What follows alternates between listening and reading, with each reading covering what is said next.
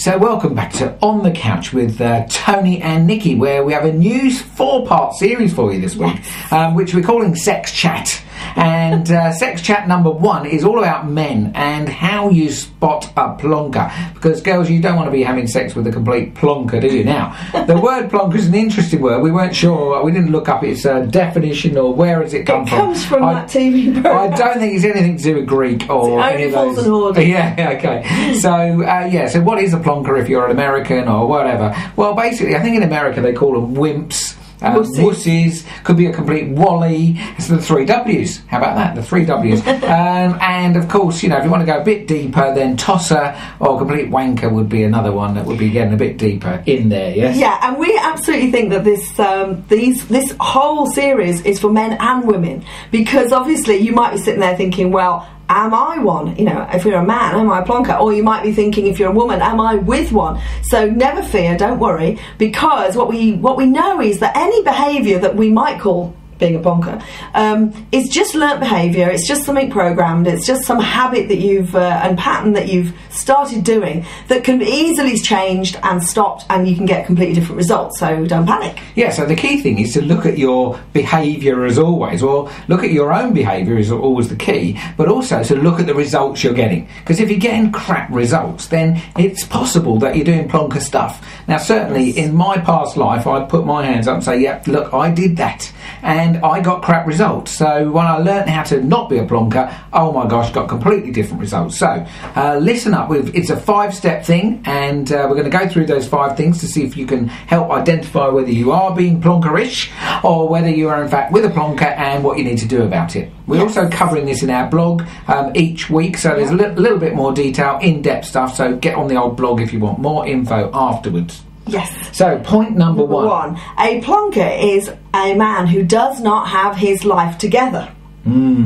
Yeah, this is a very interesting point, because so many men in today's world really haven't got it sorted. You know, they just haven't. They're living... one of my favourite authors is a guy called David Dada, if you ever get to read him. He wrote a book called The Way of the Superior Man. And what he doesn't call it plonker, of course, he's much posher than that. But he talks about a man living on the edge. And I really so got this, you know, that ultimately men need to live like a man, as we're always saying. And if they're not, then what he describes is that's being a bit lazy. In other words, you're not taking responsibility for your own life. So why would a beautiful woman like this one...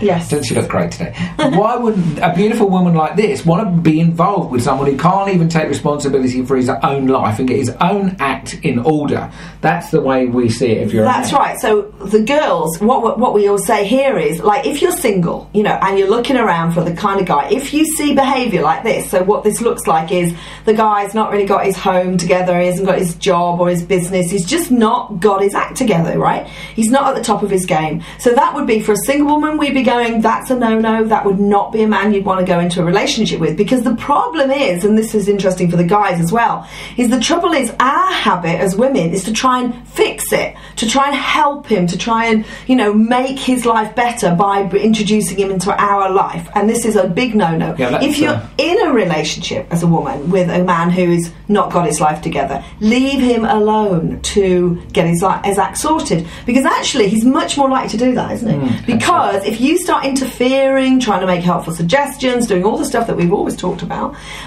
he will probably do the opposite, and he'll start to feel worse about himself because he's got you nagging him about it. So you leave him alone and miracles can happen. Men get their act together a lot, don't they? So that's the key one. Imagine what it's like in the bedroom with a complete plonker who's not really got his life together. He won't have it together in the bedroom. Sex will be rubbish at best. And so there you go. So let's whittle down these other 4.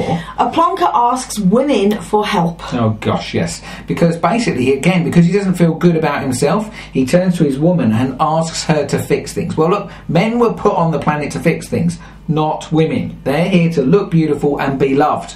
And if you're going to your woman, all you do is put her into stress. She doesn't trust you anymore. She doesn't want to be really with you. Unless she doesn't feel good about herself, then she'll be staying with you because she feels sorry for you. Now, what man wants a woman to be staying with her because she feels sorry for him? Well, none. That would be definitely plonkerish. So what we say to the guys is, you know, get help from somewhere else, not another plonker. an expert or somebody in whose wisdom you trust. Somebody who's already cracked it. Yeah. That's what you want to be asking for help. Model somebody great. Get a mentor. That's one of the best things you can do is get a mentor. Get somebody who's got their life in order and say, could you help me get where you are? And, men will jump up and do that. They love it, Good. So girls, if you're single and you see this kind of behaviour, if he keeps asking you for help, asking, he would not be who you'd want to be with. And girls, if you're in a relationship with a man who asks for help, sometimes that habit is doing it because you keep offering help. So stop it. Stop offering him help. If he says to you, I need help, just go, you know what, you can handle that. You're amazing. You can handle that. And just watch the magic happen. Perfect. So, wow, we've got 3 points in 2 minutes. Right. Okay, a plonker worries, doubts, frets, and is stressed. Absolutely, yes. So again, it's about controlling or containing your own emotionality. Mastering your own emotions is crucial to being a real man, which is what every woman wants to be like. Think of that new James Bond, what's his name? Craig? Oh, Daniel Craig. Daniel Craig. Hot. You see, does he look like he's got any stress in his life, even though he's like saving the planet? He's smooth. No, he's absolutely smooth. Now, that's what you really want. That's like no stress, no worry. You've got all those emotions handled from inside of you. Yeah, and guys, look at the results you're getting. If you're worried and stressed, you're going to get crap results. Women, if you're man stressed, you're always going to have that in a relationship. So if you're single, don't go there, as we say. And if you're in a relationship, again, same thing. Don't help him get out of stress. Don't nag him about it. Don't try and fix it. Just leave him alone and let him get on with it. Yeah.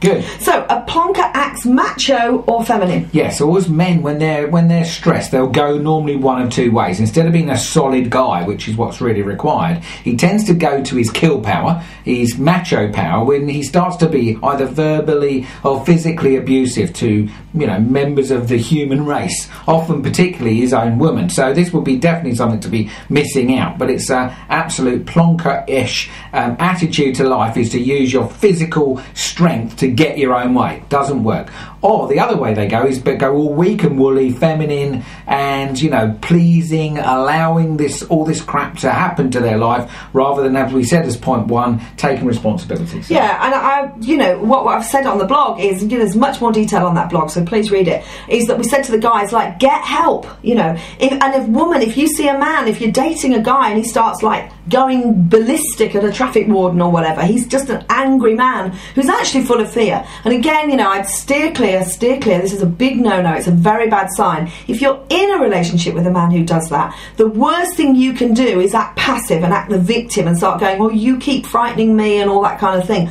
Get on with your own life in a really healthy way and leave him alone, and get some help yourself, because actually it's a great book, Women Who Love Too Much. It's for women who put up with that kind of behaviour. That's by Robin Norwood. Fantastic. Great book, yes. Yeah. And finally, all in 30 seconds. Yes, a plonker has addictions. Yeah, it's an easy way to spot this. So we're going to leave you with the 5 things. If you're doing any of these, then you're definitely acting a bit plonkerish. So, if you are addicted to alcohol, in other words, you can't live without a drink, that will be number 1. If you are addicted to any sort of drugs, whether they're prescription, non-prescription, or illegal, or off the shelf, plonkerish actions, which are never going to get you the life you really want.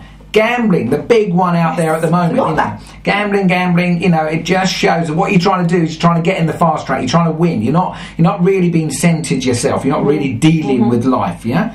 The other one is food. If you're in that cupboard in the larder, eating away at high sugar content foods, that will definitely give you, low energy, believe it or not. You just got to keep turning to food for energy. And the last one is if you're addicted to sex. If you keep needing sex, more sex, porn, whatever it looks like, then know that is all plonkerish way to live your life. Yeah.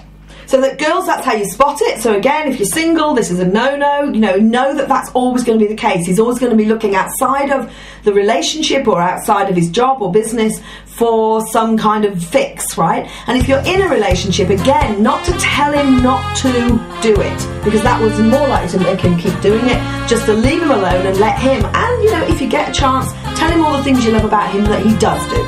That's it. So there you go. That was really on speed.